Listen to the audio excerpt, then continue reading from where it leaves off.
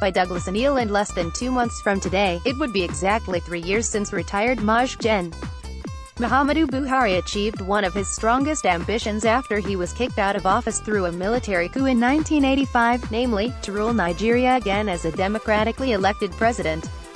The feat was made possible with a financially well-lubricated campaign machine allegedly funded by some of the most larcenous politicians in Nigerian history. One positive outcome of the 2015 presidential election was that it cut down to size the haughty arrogance of the People's Democratic Party (PDP), and demonstrated once and for all that in Nigeria it is possible to defeat an incumbent president. I was one of those who thought, and still do, that all things considered, Dr. Goodluck Jonathan was a better presidential material than Buhari. However, making allowances for electoral malpractices by the two leading parties, and that Buhari's All Progressives Congress (APC) might have outrigged the PDP, majority of Nigerians thought otherwise and chose Buhari instead.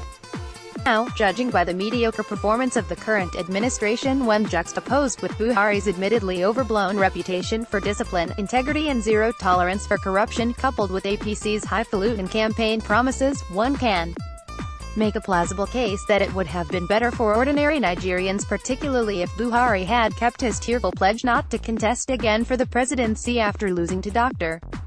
Jonathan in 2011. There are some defining moments in Buhari's journey to ASO Rock which began about 3.5 years ago. First, a coalition of political carpetbaggers and turncoats, some of whom had earlier excoriated and derided his relentless quest to rule again, joined forces and formed the APC with the sole purpose of capturing federal power from the PDP. Several well-known politicians from the Southwest, a region that tendentiously prides itself as the bastion of progressivist politics in Nigeria, combined with reactionary caliphate colonialist elements from the north against Jonathan.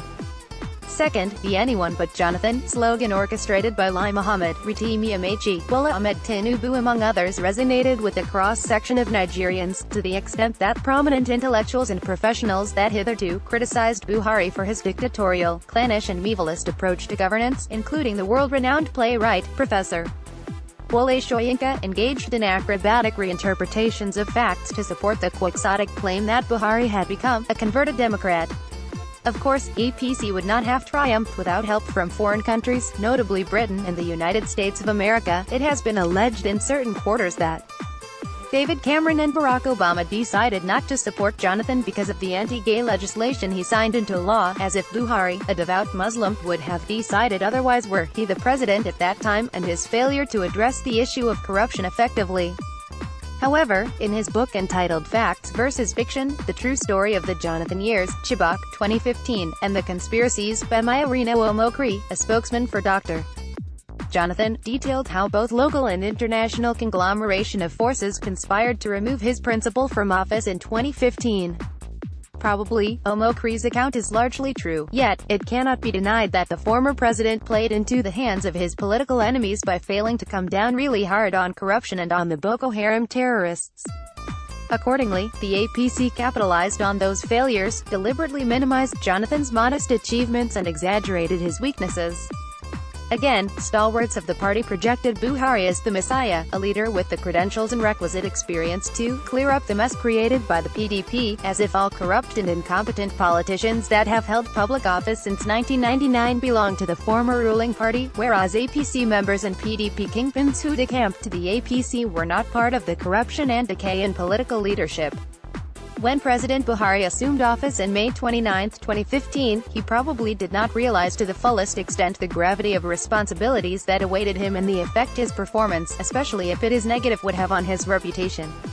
During the presidential campaigns, he promised, among other things, to ensure adequate security nationwide and reclaim areas captured by Boko Haram, fight corruption to a standstill and revamp the economy. Like every concerned Nigerian bearing the brunt of incompetent leadership, especially since 1983, I have been asking myself the following questions: has my existential condition improved or degenerated since President Buhari's second coming? What is the impact of the APC government on the generality of Nigerians?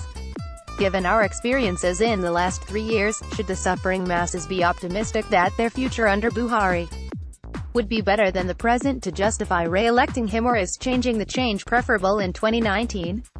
To objectively answer these interlocking questions, it is pertinent to concentrate on the three key areas highlighted earlier because they constitute the center of gravity for assessing the president and for determining whether his reputation has been bolstered or tarnished after 3 years.